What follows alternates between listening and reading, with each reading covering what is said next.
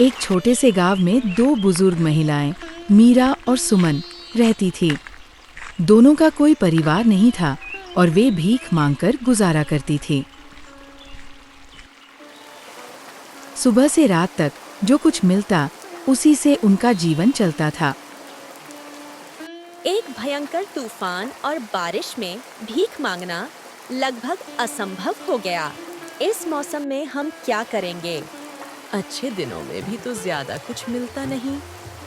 हम यूं ही नहीं बैठ सकते। तूफान हो या बारिश, हमें भीख मांगते रहना होगा। ऐसे मौसम में कौन बाहर निकलता है? गांव वाले तो घरों में ही रहते हैं। अगर हम बैठे रहे तो गुजारा कैसे होगा? 2-4 पैसे भी मिल जाएं तो बहुत। तू ठीक कह रही है। हमारा घर भी तो टूट रहा है। अगर भीख नहीं मांगी तो मरम्मत कैसे होगी? यह बारिश सब कुछ बहा ले जाएगी। दोनों ने अगले दिन से चाहे मौसम कैसा भी हो, भीख मांगने का फैसला किया।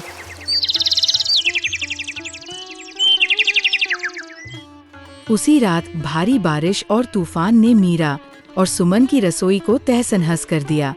उनके पास अब रोने के सिवा कोई चारा नहीं बचा। हाय, इस बारिश ने मेरी रसोई तोड़ दी। मेरी भी हालत खराब है। अब हम क्या करेंगे? खाना भी नहीं बना सकते। भगवान ने हमें इतनी बुरी किस्मत क्यों दी? हमारे पास एक पैसा नहीं और अब रसोई भी नहीं। रोने से रसोई वापस नहीं आएगी। हमें भीख मांगकर जो मिलेगा उसी से रसोई ठीक करनी होगी। भीख से जो मिलेगा वो तो खाने में ही चला जाएगा। हार मानने से कुछ नहीं होगा। कोशिश तो करनी पड़ेगी। दोनों तूफान के बावजूद भीख मांगने निकल पड़ी।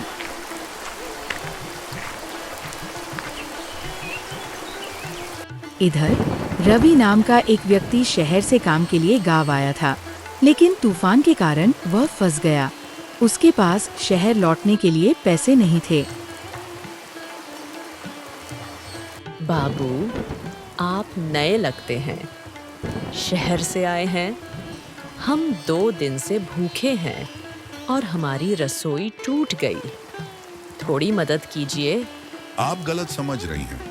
मैं मदद देने नहीं, मदद मांगने आया हूँ। मैं काम के लिए आया था, लेकिन अब वापस जाने के लिए पैसे नहीं हैं। आप हमसे मदद मांग रहे हैं? हम तो भिखारी हैं। इस बारिश में कोई बाहर नहीं है, इसलिए और किसी से मदद नहीं मांग सकता। हमारे पास ज्यादा नहीं, लेकिन जो थोड़ा है, क्या उससे आपका काम चल सकता है? पागल हो गई है? हमारी रसोई टूटी है। हमें पैसे चाहिए। रसोई बाद में ठीक हो जाएगी। इनको अभी मदद चाहिए। मैं अगली बार गांव आने पर पैसे लौटा दूंगा। आजकल कौन पैसे लौटाता है? लेकिन सुमन ने अपने थोड़े से पैसे दे दिए। लो, यही है हमारे पास। सुमन की दयालुता मीरा की नकारात्मक सोच से बिल्कुल उलट थी। मीरा को दूसरों की भलाई बर्दाश्त नहीं थी और वह कभी किसी की मदद नहीं करती थी। तू भीख मांगने गई थी और सब कुछ गंवा आई। अब रसोई कैसे ठीक करेगी? मुझे नुकसान की परवाह नहीं। उस बाबू की मदद कर पाई, यही काफी है। तू इतनी मुसीबत में है, फिर भी दूसरों की मदद करके शांति पाती है। मुझे तो बस पेट भरा चाहिए और घर ठीक। हमेशा अपने बारे में सोचना ठीक नहीं।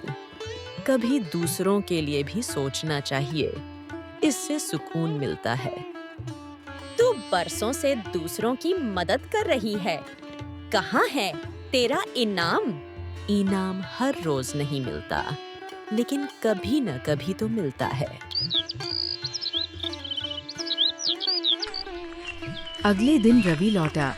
उसने सुमन से कहा, आज मदद की जरूरत नहीं, मैं तुम्हारी मदद का इनाम देने आया हूँ। सुमन हैरान हुई। इनाम? मैंने इनाम के लिए मदद नहीं की थी। मुझे पता है, लेकिन मैं तुम्हें कुछ देना चाहता हूँ। ये सोने की चूड़ियां हैं। इन्हें बेचकर अपने काम में लाओ। सोने की चूड़ियां, इनका मेरे लिए क्या काम? अगर ये तुम्हारी मदद कर सकती है तो ले लो। ठीक है, अगर आप कहते हैं तो उधार के तौर पर ले लूंगी, इनाम नहीं। मीरा सुमन के पास चूड़ियां देखकर जल भुन गई।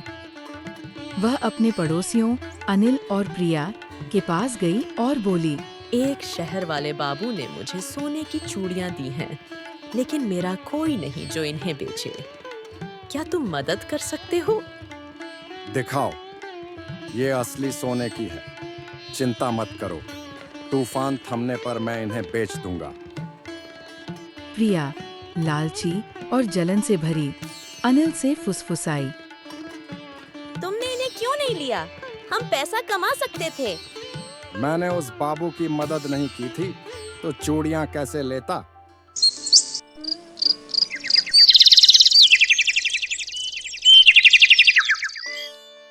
अगले दिन प्रिया ने मीरा से कहा, तुझे दूसरों की मदद करना सीखना चाहिए। तू खुद कितनी मदद करती है। वो बुढ़िया तेरे से आगे निकल जाएगी। सुमन से वो चूड़ियां लाकर मुझे बेच दे। लेकिन मैं कैसे ला सकती हूँ? वो चूड़ियां तो उसके पास है। तुम चोरी कर लेना। ठीक है, मैं चुरा लूंगी, पर किसी को बताना मत। उसी रात मीरा ने चुपके से सुमन के घर में घुसकर चूड़ियां चुरा ली।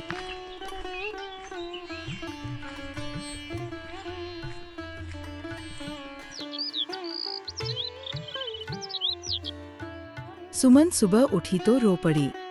मेरी चूड़ियां चोरी हो गईं। ये किसने किया? उसने हर जगह ढूंढा, लेकिन कुछ नहीं मिला। मैंने किसी का बुरा नहीं किया, मेरे साथ ही क्यों? ये तेरी बुरी किस्मत है। सुमन को शक हुआ कि मीरा, अनिल या प्रिया में से किसी ने चोरी की, क्योंकि सिर्फ उन्हें चूड़ियों की खबर थी, लेकिन उसके पास सबूत नहीं था।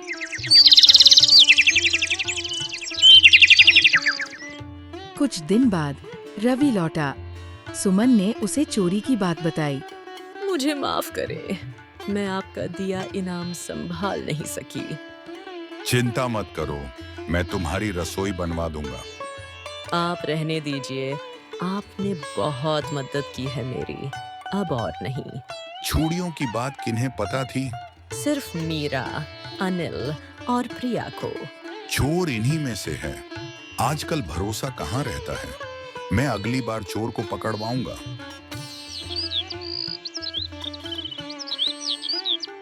जब रवि फिर लौटा, उसने मीरा और सुमन से कहा, मैंने जो चूड़ियां दी थीं, वो नकली थीं। मैं गलती से नकली ले आया और असली घर पर छोड़ दी। मीरा घबरा गई, लेकिन छिपाते हुए बोली, मैं तो सुमन के लिए चिंतित हूँ। अगर नकली थीं, तो कोई नुकसान नहीं। मैं अगली बार असली चूड़ियां लाऊंगा। मीरा ये सोचकर कि उसने नकली चूड़ियां चुराई थी, असली चूड़ियां हथियाने की योजना बनाने लगी।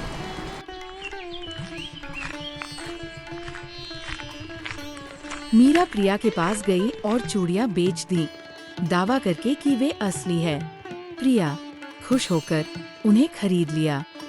बाद में जब उसे पता चला कि चूड़ियां नकली थीं, उसने मीरा से कहा, तूने मुझे धोखा दिया। मेरे पैसे लौटा। मैं पैसे खर्च कर चुकी हूँ। मुझे नहीं पता था। मैं पैसे नहीं लौटा सकती।